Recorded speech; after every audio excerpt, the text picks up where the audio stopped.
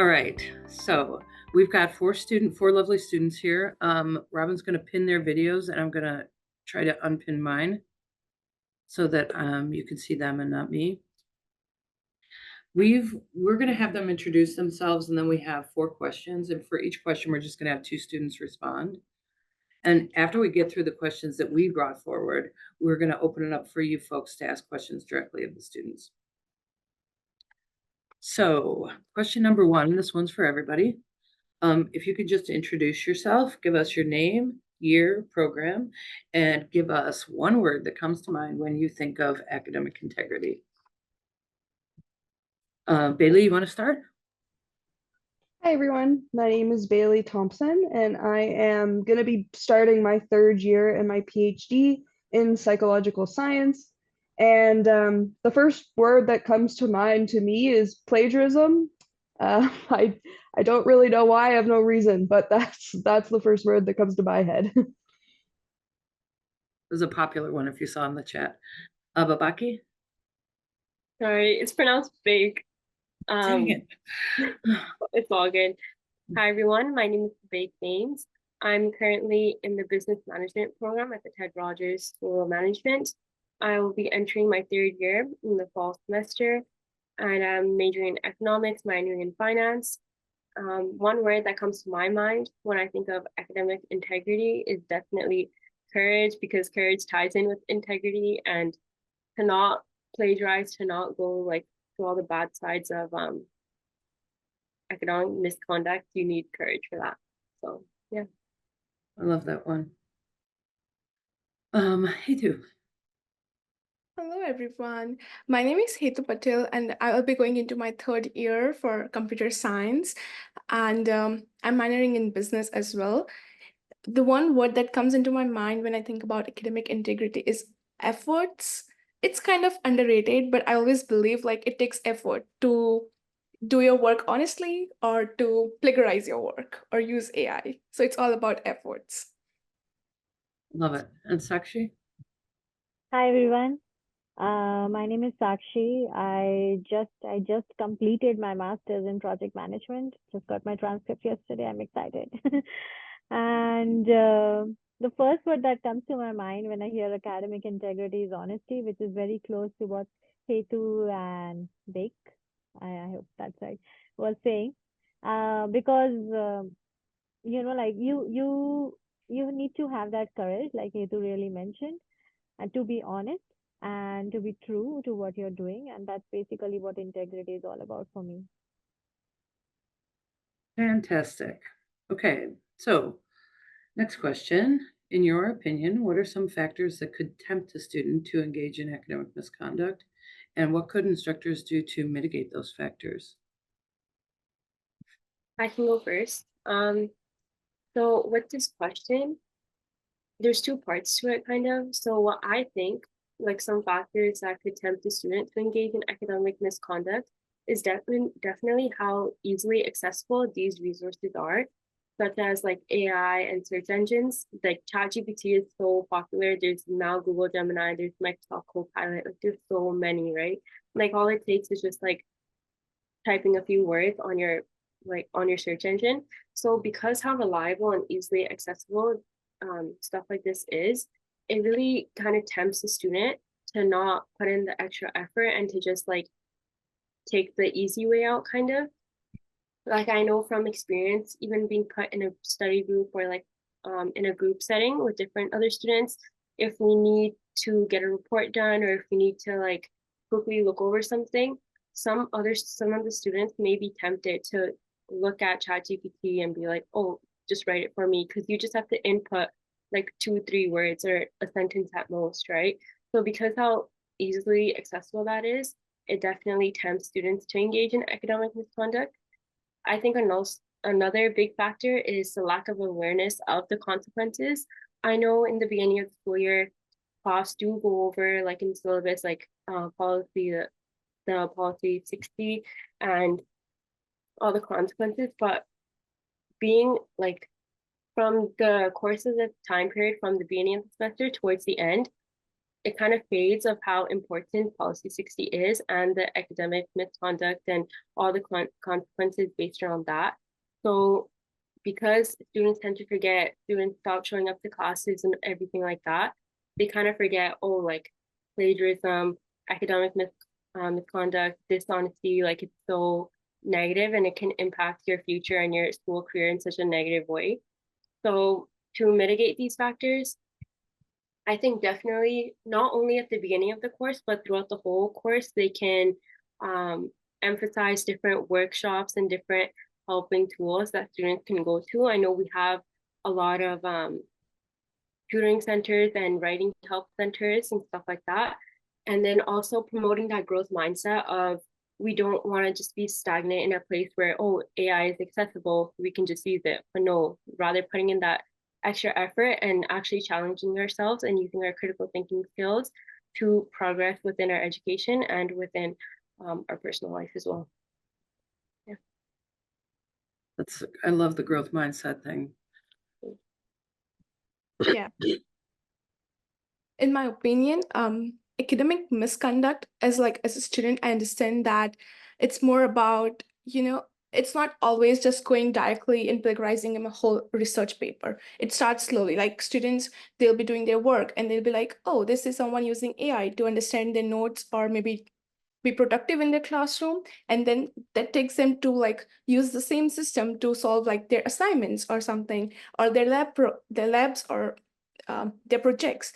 And the reason is like student life is a bit hard. Like they're supposed to juggle between all the classes, all the courses, maybe some are doing a part-time job, and sometimes like the pressure is so much that students like want to find an easy way out to just use the AI or like some of the systems we have, or maybe like copy their friends' work, or like that's very common we see in university as well.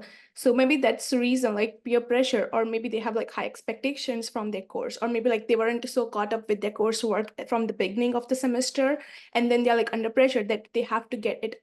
And it's just like it's just about a choice that do you want to take an easy route and use the AI and all the system to get out of it, or you want to like be honest to yourself and speak to your professors. And if you're like in problem, like if you're not caught up with your work or if you need some assistance, you can speak to your professors to solve it. But it's just about choice students take that make them like conduct academic misconduct. And just to like touch on the point that what professors can help us with in such situations is I'll take an example of one of my professors. She actually taught us what was like the difference between like the boundary between academic, like being productive or like attempting and misconduct. So being productive is like I can use AI to understand my notes, or like maybe get my flashcards, or to like make a test for myself. But then at the same time, like using AI to do my coursework is when we're attempting the misconduct. So it's just about understanding the boundary and knowing where, like how honest we want to be with ourselves. Yeah. Wonderful, thank you. And that's actually a great segue into the next question. So, how do you feel about artificial intelligence? Has it changed your experience as a student? How has it affected your view of academic integrity? I'll start. So my answer is kind of weird, I guess, because I haven't used it. So in a positive way, though, that has kind of impacted me because as a grad student, I sometimes experience imposter syndrome where I don't feel like my work is like I'm not there yet. So for whatever reason, I find my stubbornness to not use ChatGPT has made me more like, you got this, your work is good, you're fine. But on the other side, it has still impacted me negatively because when I think about opportunities I've had throughout my career as a student, it's always been in research where I have the opportunity to learn from someone, mainly because they need help to do the research. Someone can't do it by themselves. And I'm kind of starting to get a little nervous that AI is going to get so good that they're not going to need to give us these opportunities anymore. And that really was in my undergrad where I got a lot of my learning was that hands-on kind of opportunities. So that's kind of how I think it could impact me and other students negatively in the long term. And it's kind of impacted my thoughts on academic integrity in general, because it's like I feel like this is kind of in line what others were saying. It's very tempting to just go to AI when you know you can likely get a good grade on something. And I think that kind of reduces your motivation to learn, because one way I think learning is helpful is through feedback. But if you didn't write the assignment, that feedback is no longer helpful to you because it's not really your words. And so, just adding on to the first question a little bit, I think that professors could actually use low stakes or these mini assignments that aren't worth a lot, because I think that that kind of is what might push students to go to these options, just because it's so tempting to do that as opposed to fail. So I think that low stake assignments can help, because you'll want to look at your feedback so that you can improve on the next low stakes feedback assignment. So you kind of have more motivation yourself to learn.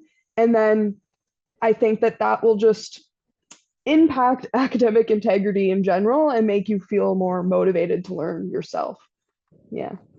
Yeah, I think that's great. And I think that those low stakes assignments, I think they really do need to be framed in that growth mindset kind of way. Like these are there for you to fail. It's okay. That it's so that you can kind of learn and build your skills. Yeah. Adding on to what Belly discussed so far, um, it's there are like different perspectives of students and professors on how it's like AI is affecting the integrity and everything. So positively, like as a computer science student, AI is everything like we revolve around, right? Like, and it's very helpful for me. Like I can use it to decode my codes, like understand every line of my code. It's like I have like a personal assistant who can just teach me any line of the code, like even at 2 in the morning. I don't have to wait for like office hours to go and ask my professors or something. So it's like just so amazing. And there's another part of AI. It's not more about integrity, but it's just AI as in a student life, that it helps us being productive so much. Like we can have AI calendars we have, or like some note-taking apps, and just help us be on top of our work. So as a student, like AI has been so helpful so far in my journey of 2 years here. And but like we know there are like two sides of a coin. The negative side is there as well. And we cannot just like overlook that. And as Vivek, if I'm not sorry if I'm like mispronouncing your name, said before, that when the resources are like very open to you, you like your students will we are gonna be tempted to use them at times. And as I mentioned before, like it's just about choice. Like it's gonna affect us mentally, like on a negative perspective, because we like see other students using AI to just get their work done so easily, and we feel like, oh wow, that person got this thing done in 5 minutes, and I've been like sitting on the same lab assignment for like an hour to solve it. And it just like puts a mental pressure on ourselves, like what are we doing, like are we not smart enough? And speaking about smart enough, there's like this thing we don't know when people use AI. So like I don't know who am I like competing against. Like am I competing against like a real person, like a real smart person in my class, or is it like just someone using AI and I'm like just putting pressure on myself for no reason? So it's like very debatable to about that. And just like an overall experience, I feel like the first, like when I was in my first year, when I was just like starting my school here, I had like different whole perspective about AI. Like I honestly, like I didn't even think that there's like so much effect about it on our integrity. It was like just something we can use to like solve our answers. And now going into my third year, it's like half of the things revolve around it, and we have to be just so aware about when we are like stepping the boundary, crossing the line, and everything. And it's just also helpful to be keeping ourselves aware, and also like us other students and other peers around us. It's like it's not my job to go and tell them that don't like be honest to yourself, but at the same time, like I can just like maybe if one or two lines from me might change their whole opinion, it would be good for them. Yeah, so that's my opinion. Fantastic, thank you. Okay. Next question. Why do you think that in policy 60, intent is not considered when instructors are making decisions about whether a student has breached policy or not? I'd like to go for that. So in my understanding, policy 60 like focuses on the outcome of academic misconduct. And when I'm talking about that, what does it exactly mean? So for example, like maintaining academic standards. I was a graduate student, and at the graduate level, like every time you go on a higher level, I'm sure Bailey must be must be able to understand that because she's doing a PhD. So every time you go higher, you are sort of required to produce highly qualified researches, and you need to have some sort of conferences, and you need to have your eyes on different types of scholarly articles and those kinds of things, right? So by focusing on what is the outcome of the misconduct, the policy kind of ensures that the integrity of the program and the degree that is being awarded is kind of maintained. And second thing is, what I feel is, in a way, that this is also helping to prevent the abuse of the event. Now, what do I mean by that? So when we are kind of allowing the intent to be a factor, which could be which could open the doors to potential manipulations, like everybody has kind of sort of pointed towards that, the students can claim unintentional misconduct as a defense. So that can make it really difficult to determine what is the true nature. and basically also to deter the future misconduct. So by clearly, if policy 60 also helps, because it has like clearly outlined consequences of different misconduct. So regardless of whatever the intent is, the policy is basically serving as a deterrent for any kind of future offenses that may take place. So students are more likely to adhere to academic integrity standards. Of course, they would have to go through it if they really need to understand the idea behind all these policies. And I've also been a member of the Senate Appeal Committee. So I understand the different cases that come there. So it's actually good. Yeah. So that's my opinion. That's great. And I really don't like when these things are framed too often anyways and too heavily under like in a moral umbrella. There are certainly ethical things that come into play with some of these cases. Some of them are just skill-based though, and it's really just a matter of rules. Okay, we've got one more response on that, I think. Yeah, it actually, I think it kind of segues well into it. The way I kind of think of intent is two parts. It's your conscious decision to first engage in the behavior, but it's also a conscious decision of knowing what the outcomes of that behavior are. So in the case of misconduct, it could be like plagiarism is the behavior, and the outcome you're striving for is, I'm assuming, passing. And so that would be intent. A student would probably assume I didn't purposely cheat. I just wanted a good grade. I wanted that outcome. But if you think about that first half, the conscious decision to engage in a behavior while also thinking of the outcome, to me, that means intent is always an underlying factor. Because if you're consciously choosing to do behavior, that means you're also thinking of both outcomes, the good and the bad outcomes. But if you don't understand policy 60, it's very easy to basically do misconduct. So a student could say, I didn't mean to cheat because I didn't know. But as we all know, that's in the front of every syllabus is, this is policy 60, this is misconduct, this is what you do not do. So the tools are always there for you to know what all outcomes are. So there is always, at least indirectly, intent. And I think that a way we can fix that is maybe not just putting it in the syllabus and leaving it alone. Like as he too had said, actually, that example of what your prof had done, that is an amazing, amazing example of, I think, how we can help get rid of this intent of, oh, I didn't mean to cheat. Well, students could always ask for extra help. I always tell students, for example, if they're like, how do I not quote? how do I paraphrase this and not quote? The quote says it so perfectly. What do I do? I'll just tell them, well, why do you like the quote? How is the quote helping your argument? And I think that just encouraging students to seek clarification on policy 60 is so important, because that's always an intent. Is you could have read the syllabus, it's accessible to you, you know the outcome. So intent is always playing a role. And so I think that's why we don't really actually need to touch on it, is because of the morality that crosses over into intent.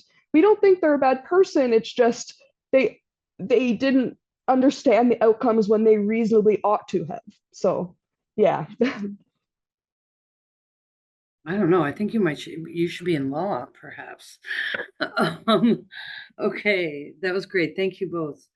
Okay, and this is the last one before we open it up to the audience to ask questions of the panelists.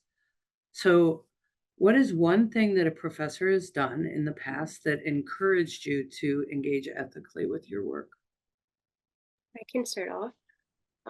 So back in first year, I had to take an elective class. It was a lower liberal. And for this lower liberal, we had to have, there's an essay component in the course. And knowing like, high school students coming into university first year, like they're trying to like still find their way, figure out how to get things done. So because the essay was a huge portion of our course and our grade in general, we are like our professor encouraged us to submit multiple drafts, and along with that, um, have our work peer reviewed before our final submission. And so having that peer review component really encouraged us as students to seek feedback from others and also improve our work in an ethical manner. So with this being said, like when I was submitting my work to one of my friends and she was going over it, it really made me realize the importance of original effort and how different minds can think of different things, and how she phrased her essay and I phrased my essay. Um, and moreover, how we can both help each other instead of going to AI to help us, because the value of the human mind and the value of our thinking and our critical skills is like that's far more valuable than any search engine I think can provide us. So that like when that professor was like, oh, like you guys have to have a component of at least one other peer review your essay, it really made us think like, okay, we actually have to do it proper. We have to make sure that the other student is not only like they're not using AI, they're not plagiarizing, but also that we are doing our job and to ensure that we are not doing it, and we can call out our peer when they are doing it as well to help both of us. Yeah. That's fantastic. Thank you. Yeah, I would also like to add on to that. Can I So ask you, Sakshi, one, just to speak up a little bit, please? I'm sorry. sorry, am I audible now? I think, are we okay, everybody? I have a little bit hard time hearing. Maybe it's my laptop. It's okay, Sakshi. Just project as much as you can. Okay, I think this should be better now. I hope so.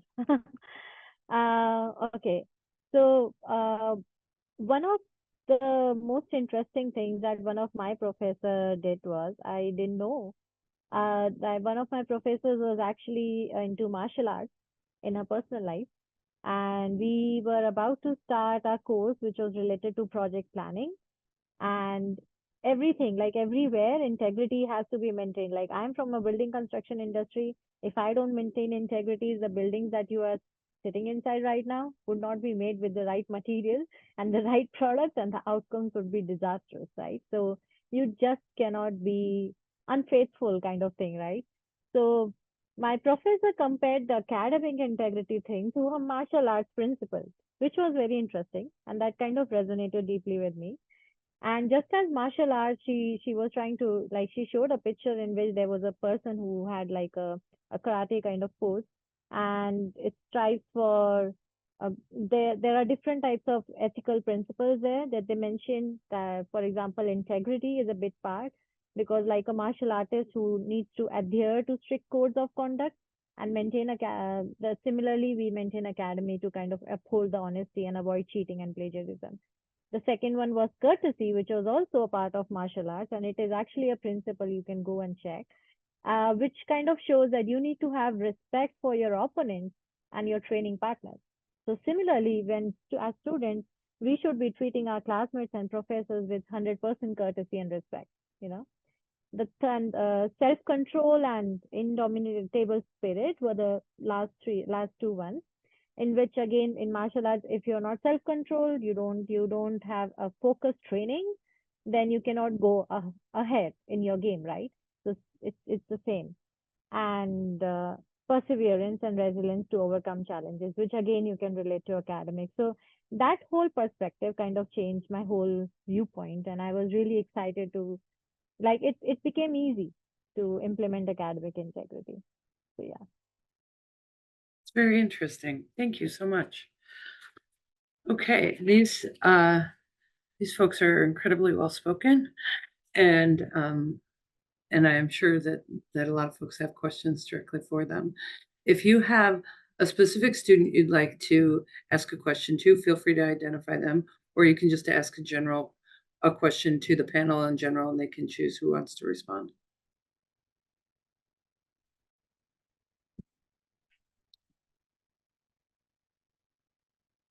And just for the recording, Janie has said, in my course, we ask students to survey business owners, and I really want to ensure they are not using AI to generate fake responses. So I tell the students that we're going to be using the responses for a future report to help the business owners. I ask them to include the name and the business name of the interviewee and tell them that I will spot check. And finally, I get them to sign a document where I outline this. This is one I have to think about. If you're looking for, are you looking for the students to give you feedback on other things that you can do to kind of shore up the assignment, Jeannie? Yeah, I think they're so well spoken, and they are my target audience. So if you guys have suggestions, I would love to hear it. I'm not too familiar with the business world, I guess, but one thing I'm thinking of is if there's any way this could be personally meaningful to them. So for example, like in psychology, we'll have, especially in grad school psychology, we'll have a lot of assignments that are like targeted so we can use them in our careers. So for example, I'll have assignments in statistics that are like, write a stats plan for your dissertation. And so they're meant so that you actually want to do it because it's going to help you in the future. And I'm not sure if that could apply in this sense because I'm not in business, but maybe if there's a way that this could be intrinsically important to them. So like perhaps this is a practice that in the future they themselves as business managers would appreciate having this practice. Because then if it seems like it's going to actually help them themselves, then they're going to be less likely to just use something like AI to generate their responses. They actually enjoy having the conversation with another person. That's my thoughts, at least. I like that. Thank you. Yeah, I would like to add something here as well. It's like an experience I had from one of my prior entrepreneurship course, and it was kind of similar. We were asked to go out and talk to students, but the twist was the professor wanted us to record it and submit it to them. So it's like we'll be more excited because like we have a third person recording our conversation. So like I'm more excited to like take part of it, and then we like have students come, they'll be more engaged about it, and like it was just a more exciting approach. Just like a thought, if something you want to add, or if you're looking for something like that. Thank you.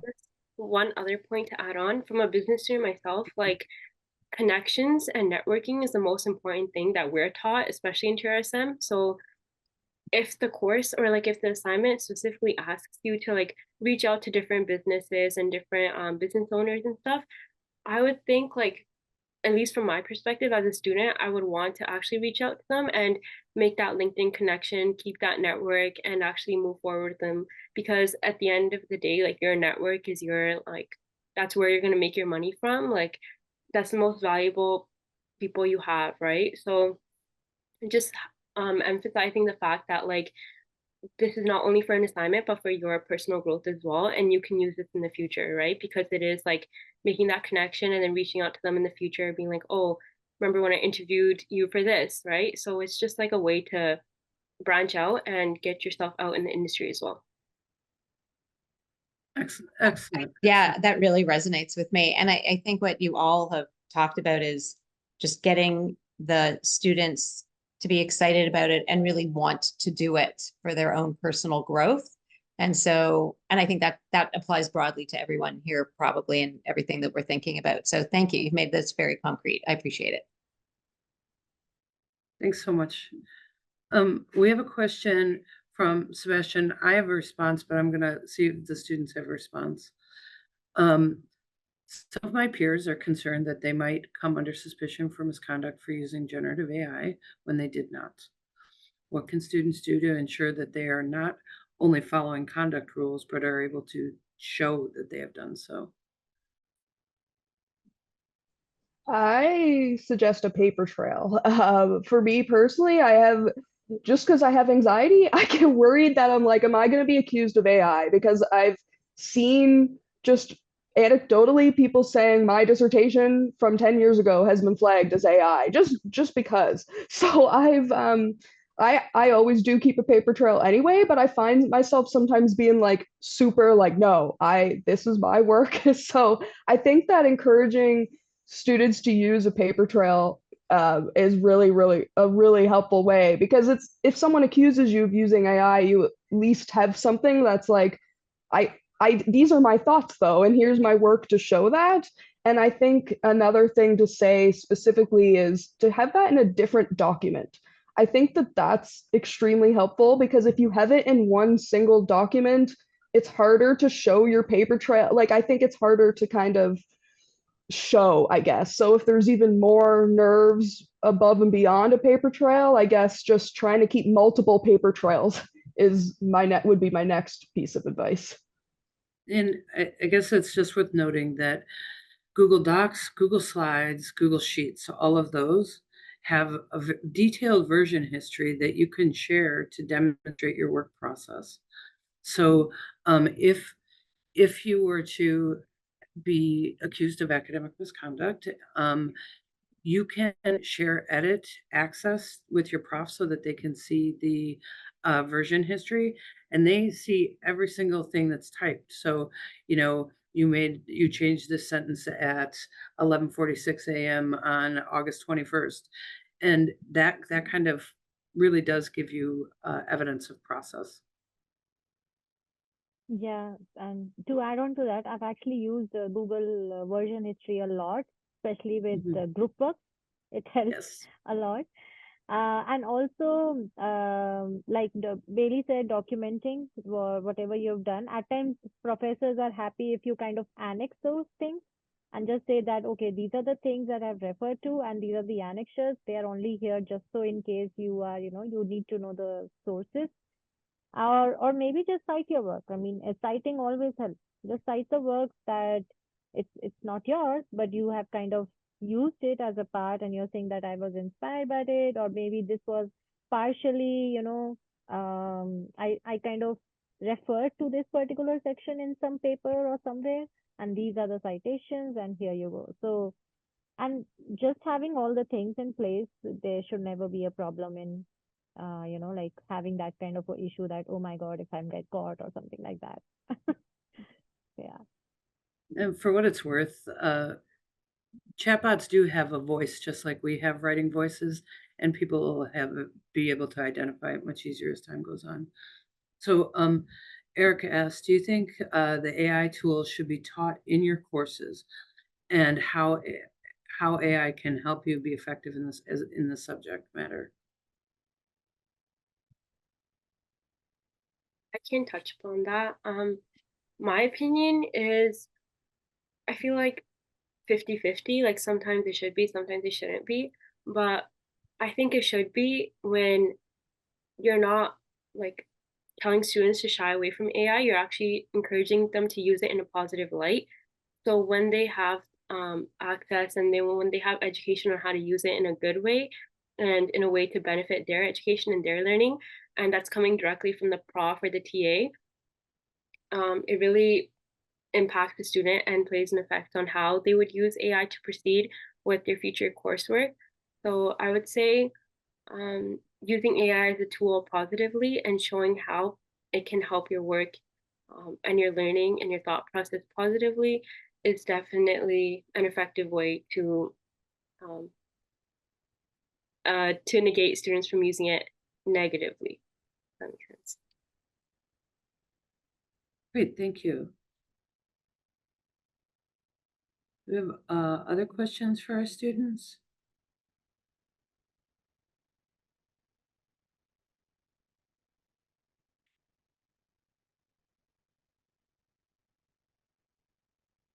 I have one for you then.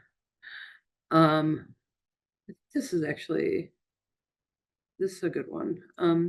What do you want professors to know about the efforts that you make to try to uphold academic integrity?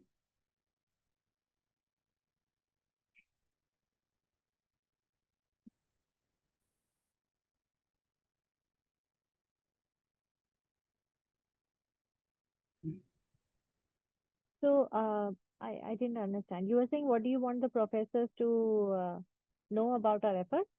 Yeah, like, so what do you want professors to know about the things you do, the efforts you make to maintain academic integrity? Yeah, I think like Bailey said, we're having a paper trail of all the things that you've been doing. Maybe you're researching something, maybe you're checking some things on YouTube, maybe there's an assignment which you have never ever touched upon in your life when it's something completely new. So even if you're trying to understand things and maybe you're doing some prompts, having a screenshots of those and just say that, okay, these were some things where I was trying to get a kind of a helping hand kind of a thing in the beginning, just to kind of understand if I would be going in the right direction or not. And additionally, I personally had a lot of office hours with my professors, especially when something completely out of the zone was pushed on us.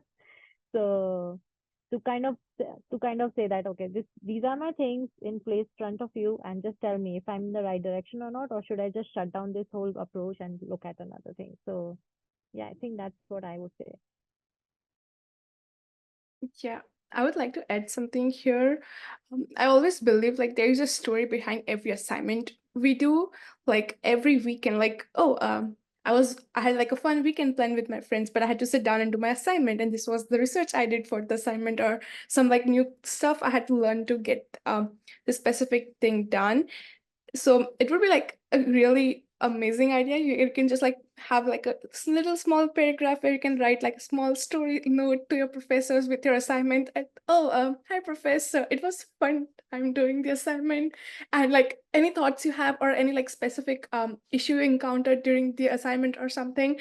It would be like a really cool idea to do something like that. I honestly understand like the perspective from professor side, like especially in computer science where we have like hundreds of students, and it might be difficult to keep like a track or something or to read down. But maybe like it might help to check when academic integrity is questioned. Like they can just go back to all the notes and maybe check that or something. Yeah. Maybe in our dream world, AI actually makes it possible that instructors have more time to do that kind of thing. And that's because I know that's what instructors actually like to do is, talk to students. Yeah, or maybe Alice, like, sorry to interrupt you. Or maybe like AI can just brief all the students' notes into one, like saying that, oh, this was like overall thoughts of your students while doing your assignment. interesting. Yeah. Allison has an interesting thing here. In regard to the question, maybe that's something profs can ask students to articulate and submit, which is their efforts, things they've done to achieve academic integrity. That's an interesting idea. I as was like a even, supplement to an assignment. I think it was your Yeah. idea first, Allison. Sure. I think that could be easily done too with a reflexivity statement. Like at least in psych, assignments are broken down into like 10 different sections. I think that could be like going forward in the future of all academics with AI. It could be really helpful to allocate a few marks just, hey, reflect on the process of this assignment. Were there any hurdles? What did you like? Because things like that would not only help the student reflect, but that would also help the prof for future assignments. Like if there's something everyone said was challenging, then maybe that's something that could be revised in the future. And I mean, reflections that are only a paragraph long, which is what I would expect out of something like that, I think is completely doable. And it's a good kind of exercise, especially for first and second year students. Like I would have found that probably helpful if I was like when I was in my undergrad. So yeah. That's awesome. We have a question from Jason. He said, my experience of AI misuse involves students using it in elective courses that they have invested little or no time or effort. They use it because they're desperate or because they think they can fool their instructor. How can an instructor approach these students to convince them they should not use AI tools irresponsibly? I can answer this. So from my experience, I mentioned how I took the first elective course in my first year and we had to do the peer review. So that really helped because that was a part of the whole assignment itself. It was the mandatory component that we had to complete. So just having those thoughts down, like actually annotating someone else's paper, your own like self-review and then peer review, and making that part of the assignment and worth like maybe 5% will definitely encourage student to take part in that and not take part in academic misconduct. Also, I took another elective this past summer actually, and we had to write a whole essay for it. And this was actually an upper liberal. And so what our prof made us do was we had to do research first because throughout the span of the course, we worked on the essay and submitted multiple drafts. So at the beginning, we had to compile a list of, I think, 5 or 6 sources maybe, and annotate the sources and write like a quick paragraph of who the source is by, what we're using from this source, and it's all like in our own writing. Like I'm using this fourth source for my essay because it provides me with this information. So having that for each of the sources kind of proves to the prof that, oh, you are doing your research and you are showcasing like what you're using from this source into your essay. And then also we had to submit like a second draft, and it's more of just like a compulsion kind of, where it's part of the assignment. Like if you miss this part, you can't really move on to the next and to complete your final draft. So just making it mandatory and making it in a sense where students have to complete this step and actually showcase your work, show their annotations, show their edits and all that to get the full marks in the end, right? So something like that I think could definitely help. Just to touch on that too, I think emphasis on feedback. So exactly doing something like that, where doing well on your second assignment kind of depends on how you read your feedback in the first assignment. So maybe like the first assignment is only worth 5%, but it's giving you a lot of feedback, where the second assignment, part of your mark is going to look at what feedback were you given in the first assignment and how did you use that feedback? Because I think like AI, I don't see how feedback would be helpful for someone who used AI, because they can't first understand why the decision was made to give that answer. So then how would they even use the feedback to improve it if they didn't really understand what went wrong in the first place? So I think emphasizing feedback through multiple assignments, as Vivek said, I think is a really good way to mitigate that. Yeah, I would also like to add a quick comment here. So like as students, when we take like the elective courses or the lower liberals or the upper liberals, it's just like for me, like if the course is not related to my own program, I'm just going to always think that, oh, like why am I wasting my time in that course? Like I'm just going to use like some other resources to get done with it, and like all the different thoughts students have. But like probably what the students can be helped from the professors, and there's like professors identifying the student crowd in their like first week of classes, like understanding where or like which programs the students come in their classes. Like I know some courses they have like very diverse like students like coming from different programs, whereas some like they're not so diverse. So maybe like that would be helpful. Just to like take an example, when I'm like while doing my entrepreneurship minor, I had this one course and all the students in the course were like from creative industries, and I was the only one from computer science. But I was able to make like a one-on-one connection with the professor, that he always knew that I'm a computer science student, and like we would just always have like a quick chat after classes to have a computer science perspective of like a technical perspective, technical industry perspective of the course. So maybe like understanding the student crowd and the programs they come from, and like resonating with those would might help students be more interested in it, and how, yeah, if that answers. Irene, just in response to your question about how this kind of feedback scales for large classrooms, it's a fair question, and there's classes with even many more than 200. We do have something called Peer Scholar, where you develop a rubric for students to evaluate each other's work. And then so you're not adding to your grading, but you're providing a mechanism for students to get feedback. It can't just be give feedback to your colleagues, because the students don't have the critical eye or the expertise to do that without a lot of guidance. So you have to develop that kind of like a rubric for providing that feedback to their colleagues. But once you do that, they can give that feedback to each other, and you don't have to grade 200 extra papers.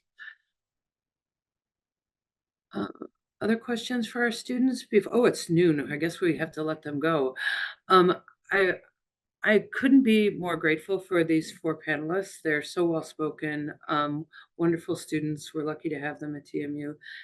Couldn't be more grateful for you folks coming to hear what they had to say. Um, and if you need anything from our office, please reach out. And I hope everyone has a wonderful day.